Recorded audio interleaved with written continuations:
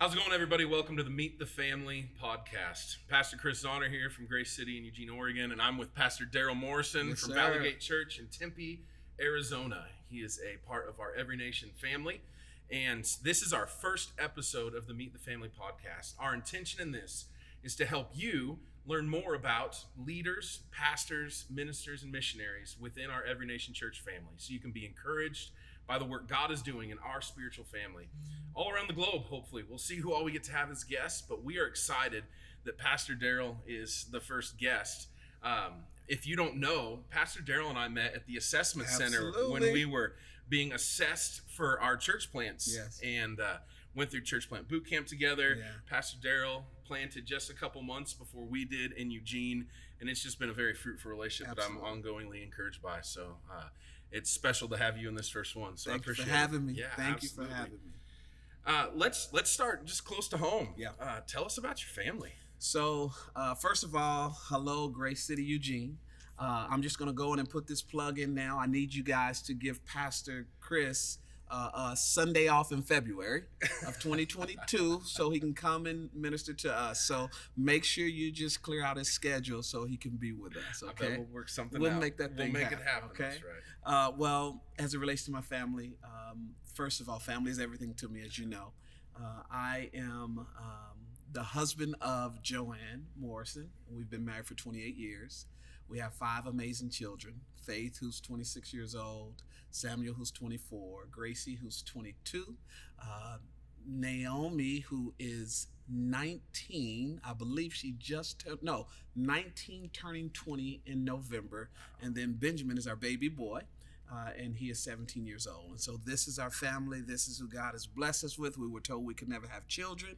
And so that's a bit of our testimony, is that God miraculously blessed us. Wow. And so then we just had to ask God to stop because there was too many of them. You hear me? So, but we're grateful for having 5 amazing children, and I'm grateful for an amazing wife.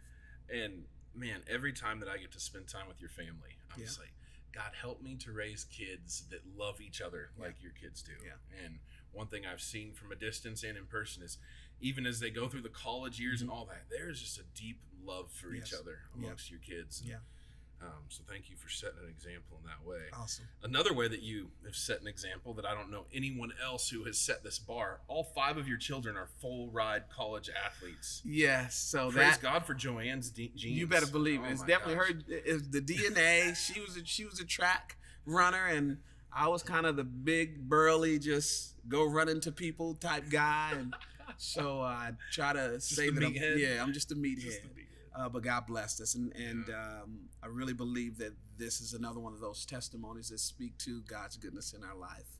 When my career was transitioning from the NFL, it ended abruptly 4 years in. I was really upset with God and trying to figure out, man, what is this? And I'll never forget it. And I don't know if many of you all understand this, but there was just this sense in my heart, and I really felt like God was impressing this on my spirit. And I just kind of heard this internal voice say, I'm going to bless your seed. And I really didn't understand what that meant as a 26-year-old kid wrestling through life and really dealing with this major transition. But now, many years after, I recognize that God was really confirming in me that what I felt like was a disappointment, he was going to use as an opportunity for my family to flourish. So grateful for that. That's really cool. So you're back in the town, planting a church and pastoring where you grew up. What was it like growing up here?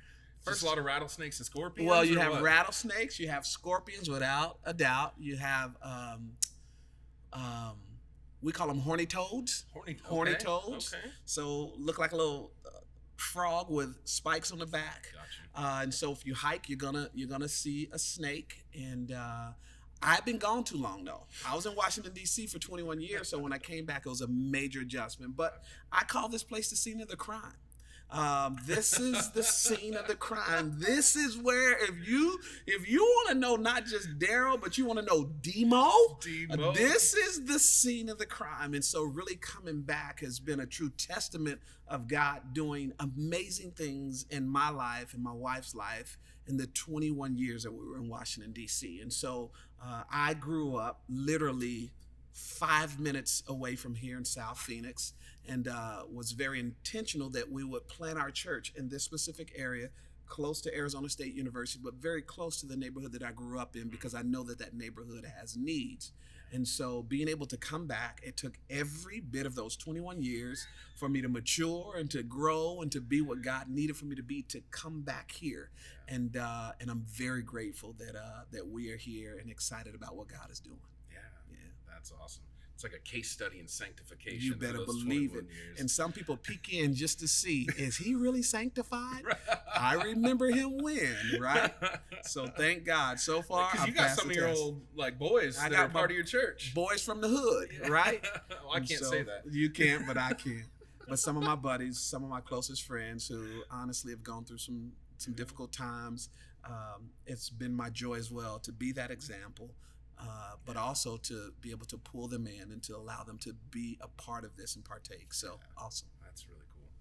What was it like growing up for you, just family-wise and stuff? Like Christian family, what did that all look like? Can't say Christian family, Christian grandmother. Okay. Christian grandmother, granny, as a matter of fact. And so when I think about it as a young kid, I always say this, there was something different, but I wasn't better. I just found myself really drawn to my grandmother. She grew up in a highly charismatic church environment where people were very expressive in their worship, and they would speak in tongues and scream and run around the church. And I'm like, whoa, what is going on here, right? It's a party. But as much as that thing seemed to be odd, there was something as well that was very attractive. There seemed to be something that was pure in that I wanted even as a young kid. And while I would find myself playing as a young kid with my 2 siblings and my 3 favorite cousins, it would be 6 of us. In many ways, I always felt like you're a little bit different. And I would find myself wanting to be around my grandmother, listening to her pray, things of that nature. But my mother was a single mother. I met my father 4 times in my life. And then moving back here, began to rekindle a relationship with him. Wow. And unfortunately, it passed away, but we were able to love on him, honor him, and, hopefully share the love of Christ with him. But growing up here was difficult. It was hard to see my mother work the way that she had to. We not have much, and really learning things on the fly. Yeah. But in all of that, obviously, I can see God's grace in it. Absolutely. One final question, just kind of on this, informal intro portion here. If you could have any job outside of ministry, wow, what would it be? So, I absolutely love sports. Mm-hmm. Love sports. I was a horrible coach to my kids. To your kids. Oh, to my kids. You're a good coach, just not a great coach. A great coach, but I just couldn't coach the ones who lived in my own home. So, because of that, I would love to have been in some form of coaching or commentary, just commentating games, things of that nature. Just love sports. I could see that. Yeah. That's good. Well, let's get into the deeper end of the pool now. Let's hear your testimony. Yeah. So my testimony, the story, how did I interact and how did I begin my relationship with Jesus Christ? As I said, my grandmother was an integral part of my life very young. She actually died young. She was 56 years old, and so she had tuberculosis and heart failure, and she died when I may have been, I want to say about 12 or 13 years old. But she did make a mark. When we would go to my granny's house, we would go to church. Mm-hmm. I would experience those things you talked about. But I was also turned off by church because in many ways, the same people that I would see on Sunday worshiping Jesus, then I would see them in other settings and it wasn't authentic. Yeah. And so because of that, I felt like if it's not real, I don't want to be a part of it. And I didn't recognize that we don't base our relationship on Jesus Christ based on someone else's realness towards him. Yeah, it's how real really will we be. And so, and my rookie year with the Washington Redskins in 1993, Pastor Brett Fuller, who some of you all know, the pastor of Grace Covenant Church in Sterling, Virginia, was the chaplain for the Washington Redskins. I had experienced a dream that I thought would change my entire life. I was drafted by the Washington Redskins, but I found myself not playing that first year. And it just didn't make sense to me. And in many ways, it was a disappointment. And I remember Pastor Brett, he would come every Tuesday to our home and he would do a Bible study. And there was just a day when I recognized this is what I thought would bring me great joy and satisfaction. And one of the greatest blessings, but one of the greatest challenges in life is to actually experience the dream that you've always dreamed of. And it didn't satisfy me and fulfill me. The NFL didn't stop my sister from, struggling with drugs. It didn't stop my mother from struggling with alcoholism. It didn't bring my father back to relationship with me. And I'm like, well, what is this? And I remember walking into our townhouse knowing that he would be there to do a Bible study with us. And I said, Pastor Brett, today, can we do something different? I need to get my life right with Jesus. And he explained to me that in getting my life right with Jesus, it meant that it required repentance, that regardless of whatever else was going on around, there was something inside of me that was still adverse and kind of had this adversarial mindset towards God because I wanted to do my own thing. And so I said, well, I get that. What do I need to do? And he helped me understand that it means that you repent, you turn, you change your mind, your attitude, and your actions, and you begin to follow after Christ. And at that moment, everything that I had pursued and I had chased after never fulfilled me. And so I said, at this moment, I want to follow after Christ. And so we prayed this prayer of salvation in November of 1993, and Jesus forgave me of my sins. Wow. All of the stuff that happened at the crime scene back here, forgave me of all of those, and really began to give me a new direction and a sense of purpose for my life. So that's awesome. That's the testimony. Yeah. And so from that moment forward, yes, you played some more years. And then, as I recall, football ended, and there's a progression of heading into ministry. So, salvation, to call the ministry. What did that season look like? Salvation, 1993. The next week, I began to play. 3 years in, I went from, I was all rookie, starting safety in the NFL, to a very traumatic neck injury. Career's over. I worked 5 to 6 years in corporate America in the HR, human resources, and but I would help at the church.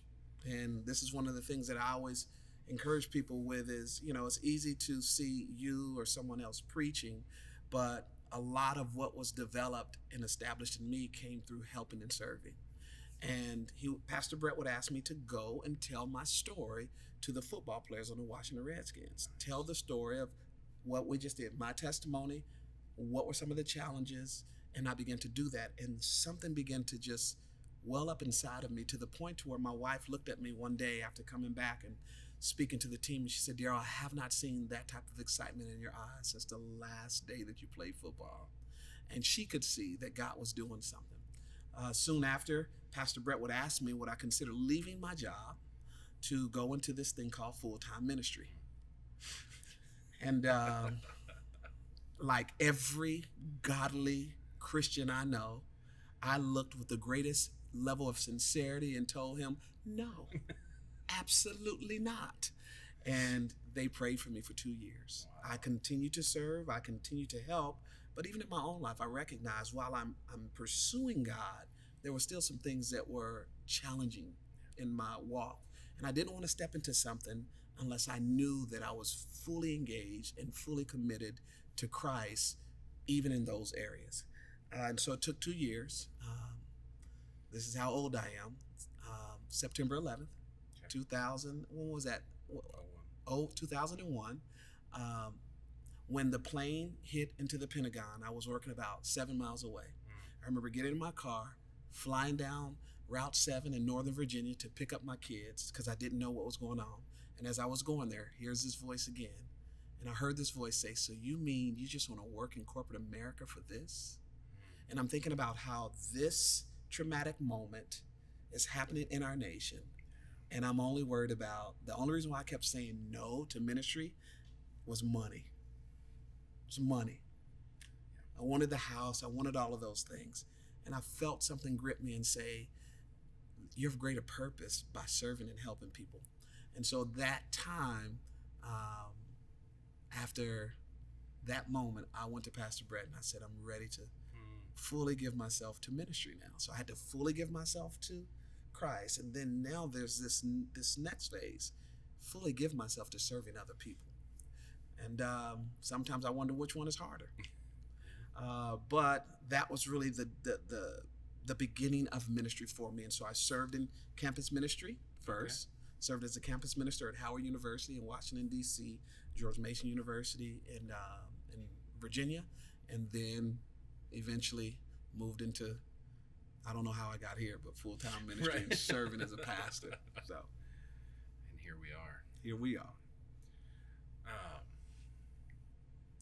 What did that look like going from Grace Cove in DC, right? Yes. Which is kind of in between campus and here, to here? Why on earth? Yes. Why on earth? Why on earth? Yeah. Would you be one of those crazy church planters? I keep, the theme seems to be coming out. God starts saying crazy stuff to you, and then you got to either listen or say, am I just talking to myself? And sometimes I just wanted to say I'm talking to myself to ignore it, but in many ways, I never wanted to come back here. I just said, this is the scene of the crime. Some of the most difficult moments I've ever experienced happened here in the Phoenix metropolitan area home. And we were doing so well in Washington, D.C. I was seeing God do cool things. And I just so happened to come visit my daughter, who was a gymnast for the University of Washington, and she was competing against our alma mater, the University of Arizona. I wanted to come and support her. And when I came here, East Coast, my body was still on the East Coast time, so I'm up at 4 o'clock in the morning with nothing to do. And so I decided to get up and just ride. And I'm riding up and down these beautiful mountains, and I heard a voice again. Dun, dun, dun. Say, it's time to come home. Wow. And I began to cry because I knew what that meant. I would leave a lot of things that really felt comfortable. Yeah. I love Washington, D.C. I love everything about it. I served at a phenomenal church. It was a church plant that we watched grow. And my boss and one of my best friends, Pastor Donnell Jones, was my pastor. I didn't want to leave him, but I really felt like for the first time, purpose trumped everything. So I told my wife. She told me I was crazy. 2 years we prayed. So you hear the 2-year theme. We prayed for 2 years just to make sure it was God's will, because this will be major. And we really sensed, with the approval of God and also from those who were overseeing our lives spiritually, that this was the right place. And so I left one of the most powerful cities in the world. And people said, why did you come to Phoenix, Arizona? And I tell people this all the time. You don't know it, but there's gold in this desert. There are some amazing people. It's not like Oregon. It's not green. It's brown. Everything is dirt. Yeah. People have dirt for grass in their front yard, okay? And but I always say this, there's a beautifulness about this. There's a different type of greenery. There's a different type of environment. And I just believe God brought me back here for that purpose, is to really begin to mine out the precious, precious gifts that are here.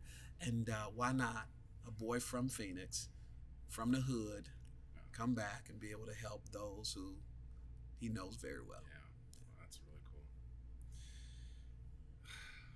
Man, it's crazy, because I remember sitting there in Tennessee at the assessment, and they chose you, the golden boy, to be kind of the leader of our church plant team. Remember? I remember that. And it was all of all the different church planters, and we had to be the launch team. Yes. And it's like, who's going to be the lead pastor? Lead this? Like, yes, I remember that.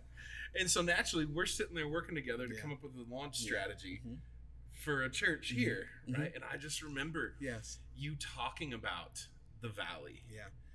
And your heart for this place. Like it had to be a move of God, because it wasn't just there's that the familiarity, I remember the days, kind of something you hear out of someone's heart, and then there's just the burning God-given passion for a place, and that came out of you. I remember you casting your vision, and you had your scripture at the gate called beautiful, right? Called beautiful. You better believe it. And I just remember that. Yeah. To the point where my wife and I sat in the parking lot. To the point to where I was trying to recruit you. Yes. I didn't want you to pass the assessment center so then we could recruit you. Just so you know, I was secretly trying to recruit him. And I still don't know how I feel about, I love you, Grace City, Eugene, but I wish you'd have had a different pastor. But I'm joking. No, I remember those moments, and you were part of building this. You helped us with our vision statement. It was really cool because we were doing this as a project, but you guys are really helping us build this thing. And it was purpose. And I think ultimately, even when I think about a relationship, just God began to just knit something so deep in that moment to where you and Bree, your family to us. Yeah. And we remember those moments, going back to the hotel and seeing you guys the next day, and it's like, I know we will have relationship with this couple and this family and whatever God has called them to until the day the Lord calls us home. Yeah. So I remember that. And I remember came down pre-launch before you launched. Yes, indeed. We're sitting there. So good, so good to me. Love, joy, peace. Remember what he sang? He came to, and I'm like, Chris, I need you to come. This is new. Well, he's doing new stuff. And he came and he just encouraged our team. It was a new team. We didn't know what we were doing. My man brought his guitar and started singing. I'm like, that boy got some flavor. He can go. Country flavor. And it was good, though. So I remember that, too. Yeah. It's just, you look back, and it seems like it was kind of a long time ago, right. Simultaneously, not that long ago. Now we're in this space, here we go. Right? Yeah. And here we go. Man, what were we like in a community center with your leadership team that one time? The Pile Center. Was it Rio Salado Community College? Played at your Sunday service. Absolutely. And now we're here. And you've been up to Eugene. We couldn't get you absolutely. But you preached for us. Yeah, you brought us to Eugene and the heat wave. That's why I don't know if I'll ever come back. Bring me back during rainy season when it really rains. Because you said it was going to be nice that weekend. It was hot, man. You had a brother out there. I'm like, a brother outside? You're so hot, your notes. My notes went away. I'm like, what? I can't even. Hello? Oh, yes, but it was an awesome time. That was not the intention. Enjoyed it. Tremendously enjoyed it. It's been a journey, man. Yeah. And that's just something special about being a part of a family. Absolutely. And so obviously you were kind of born again into the Every Nation family. Mm-hmm. So you didn't have a choice in joining it. Correct. But you've had a choice in staying. Absolutely. So why? I always say this. I call it staying power. And I always say this as well, is that I've only had one pastor. I've attended one church. But it wasn't because there wasn't a desire to do something different. It wasn't because that there weren't times in which there were challenges. It was just this sense of commitment. It was a commitment to something that was bigger than me. And I've lived a part of teams, and it doesn't mean that I always get to do what I want to do on the team. It doesn't mean I get to call the plays that are made for me. I'm a part of a team, and if I'm a part of a team, then I want to be committed to it. And so that's what I love about being a part of Every Nation. What I also love about being a part of Every Nation is that beyond just our theological beliefs that we share, there are some missional beliefs that we share. And that inspires me a lot, that not just that we agree theologically, but we agree in terms of the things that we desire to see God use us in. So when you talk about campus ministry, right? We have Arizona State University here, University of Oregon there. We did want my son to be as close as he could to you, and he chose Notre Dame. But you better believe that those were impactful things, because the missional work, if my son were to be in Eugene, Oregon, I know that it will be taken care of, because I know the type of people, the mission and the work that they're called to. So church planting, campus ministry, obviously world missions, things of those natures, those are the things that really inspire me in terms of us being a part of something. And I always want to be a part of something that is bigger than me. I always do. I want to be a part of something that is global. I want to be a part of something that extends me beyond just me. And so I wouldn't go on a missions trip had it not been me a part of somebody who really had a greater heart for mission. My mission would have been only South Phoenix. But we've been able to experience Cuba and Mexico and things of that nature, because we share our missional values. That's important. Yeah. Oh, that's great, man. Well, we're going to have a few more questions, but I want to, just in case anybody's, popping off before the end of the podcast, where can we find your church's stuff? Like social media, website? Our stuff. So we generally hang out on Instagram. Okay. So if you go to Instagram and just do Valley Gate Church, you'll see us. We kind of got this little orange funny A And then I wish I would say we tweet a lot, but we don't. No. So you're not going to find too much on Twitter, but you can find us on Facebook. We have a church Facebook page, and then also just a website right now. And so What's the website? www.valleygate.church.org. Well, you mentioned mission trips. Yes. Yeah. So obviously a great benefit of being a part of the Mhm. family is we get to combine in a lot of Mhm. things. I say we haven't, but Absolutely. as Every Nation family. Mhm. Do you think you could share with us like one of your most impactful mission trips or Mhm. even a moment from a mission Yes. trip? So, as I said, missions was something that I wanted to do, but I really felt like it was something I needed to experience as well. And so I know that we believe in missions. To be honest, I was kind of afraid. And lo and behold, why would we not go to Cuba, communist country? And we were prepped and understood that the government really was not accepting of religion, at least Christianity, in that country. But going there really impacted me because there was fear. There was absolute fear, but there were great opportunities. And so to go through these different places, and a lot of the neighborhoods were numbered. So neighborhood number 1, 2, whatever it may be. And many of these neighborhoods were built during the revolt.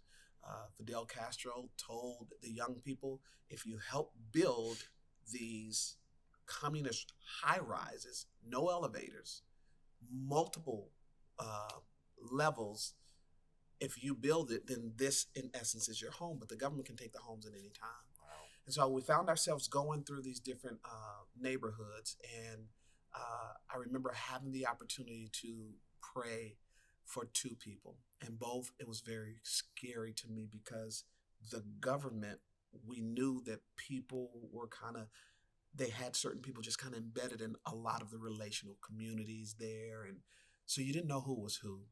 And going to this one home where this lady practiced, I forget the religion, but it's a very, very unique kind of witchcraft deal. And seeing in her home these little mannequins with pins, and and as we're praying, I'm looking and I recognize we're in a place where this is not the United States, and you could literally sense kind of this different spiritual climate to the point to where you felt something coming against you. But we continued to pray and just pray and pray. And then I had a moment where we went to a man's home, and as I talked about these high rise and all these different levels, and he could not walk. So he had not been out of his home in years, to the point to where he was living, it was his ex-wife, but she couldn't get him out of the house. And praying for him and just asking God to touch him, and watching this man stand up for the first time. And at that moment, I recognized that this can happen anywhere, but I'm so grateful that God used me in the midst of my fear, uncertainty, not sure. All we could do was rely upon God. And so being in Cuba tremendously impacted my life. And I believe it will always be embedded in my heart. Probably go back sometime. Well, we came back, and the first thing we did, we built a church. And the church wasn't like a church like this. It was an outside church. To me, it almost looked like a carport that you would build. Okay, yeah. And so for them, it was a church because you can only have a certain amount of people who can meet in public in a certain setting. And so, but what we used in terms of building material, never seen it. They didn't have a level. So what they would do is they would get a yarn, put a string down, and they would line this thing up. And I don't know how they did their ingenuity, their creativity. I mean, it was as level as it could possibly be. So we decided to come back, and it was just on my heart. We're going to send them all of the things that they need so that they can do things better. So we came back and raised a lot of money. My daughter went back and actually presented all of the gifts and all of the things that we had. Some people didn't have computers. A gentleman there was teaching English but he had no computers. So we raised money and bought computers, and she went back and delivered them to him. So we look forward to going back. Yeah, that's awesome. So you could call it getting into your heart a little bit. You could call it a little bit of preach, a little bit of passion. Mm-hmm. What do you think your church and us as just a spiritual family is really has a grace to address in this kind of cultural moment we find ourselves in, right? Like what's burning in you? So in terms of the cultural moment that we find ourselves in, it's very, very unique. And I think one of the things that we have a great opportunity to address is unity. Unity. And we see biblically that that's what Christ came to do. The Bible says he came to destroy the dividing walls, to make the two one. Okay? And what I recognize is that those walls are strong. And two, to become one requires a lot of work. And so I know this is something we espouse to, but I believe it's something that we're candid about, and we try our best to live it out, is living together and having these conversations. I remember having just the opportunity just to come and I thank you for this, and I don't know how other people received it, but just to be able to share in the midst of everything that's going on, be it, was it George Floyd? I can't remember when it was. There was some racial tension in our nation. The reality is that I wasn't trying to just share my feelings as a Black man. The reality is I was just trying to make sure that we understand that this is our reality. This is our reality. It's not, for me, it's not a color thing. It's a sin thing, right? It's how do we begin to address the things that are going on in our heart? Because truly, if this is a picture of what is taking place in our nation, then it might be at the heart of what our nation is really dealing with. And so unity is something that people can talk about, but you have to really live it out. And so just that candidness, that openness, that honesty, not knowing and not having all of the answers, but at least loving one another to be able to approach those things. And so I think that heart of diversity, which we communicate and we talk about, is something that we've been given the privilege. We've been given the privilege to truly walk it out and hopefully be an example for someone. And you see that expressed in so many different ways. I see politics, I see all of this. And we just live in a world right now where I call it subjective reasoning. Truth is subject to my reasoning and how I see things and how I view it, but we know that Jesus is the truth. And so it's pulling us back to this place where whatever it is that makes us different can be blended together in the truth of who Christ is. And so that's why I love it. And that's why I love these moments with us. Man, you are a boy from Oregon. I'm a boy from South Phoenix. And we work together in our relationship, right? And that's a beautiful thing. In two more different places. Come on. Yeah. But God allowed us to build a relationship with one another and express Christ in that. So I believe that's something that we get to address. No, it's really good. And it has to be intentional, right? That's why deliberate every effort. There you go. If we're going to grow, relationship has to be intentional. Yeah. Has to. Can't be casual. Can't be by mistake. You have to be intentional. And I believe that's something that we commit to. That's so good. All right, final one. You ready? Yes. Yeah. Is there anything that you would say to our community back home as you wrap up? So, first of all, Grace Eugene, honestly, I absolutely love you. And I'm so grateful for you, obviously because of your pastor and his wife and his family, but also for the opportunity that I had to be with you. I hear about it from Pastor Chris, but being there and being able to see your people and to know that I was welcomed and to know that I felt at home was something that was really important. And I just want to encourage you all that I'm so encouraged by the work that you're doing, right? And you can see the opportunities that God is opening up through your church. And I want to encourage you all, continue to do what you're doing. Let God continue to use you. Be fearless and bold, right? And allow God to stretch you and allow God to use you. The next person, as my friend Darryl Green would always say, he said, I just don't know who this next person is that God gives me the opportunity to lock eyes with. But if he does, that might be the person that God wants to use me to introduce Christ to them.